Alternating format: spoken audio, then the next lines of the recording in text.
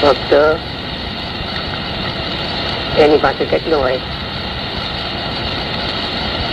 દાણા ખાવાના, શાકભાજી, કપડા પહેરવા, ખોરડું રહેવાનું, ગાયું પહેરવું, દૂજાણા, ખેતર વાળી, વેપાર રોજગાર, સારા કપડા લેતા, કોઈ મિલ માલિક, કોઈ કાંઈ કોઈ કાંઈ કોઈ કાંઈ, એમ થોડું થોડું થોડું ખાવું આટલું આવી જાય. એ બધું હે પ્રભુ આ તમારું છે, સવારે ઉઠી પૂજા કરી ભગવાન તમારું છે, માર્ગ નિભાવવું છે, હું તો એ કામકાજ વાસ્તે જાઉં છું.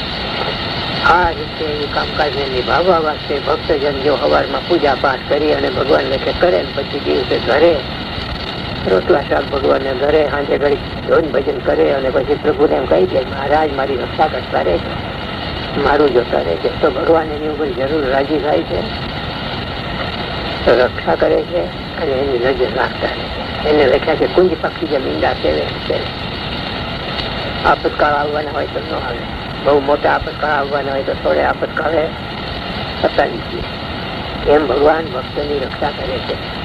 અને ભક્તે પણ એવું થવું છે કે હું ભગવાનનો જ છું, મારું ધન ધામ બધું ભગવાનનું જ છે, હું જે કઈ કામકાજ કરું છું તે ભગવાન વાસ્તે કરું છું.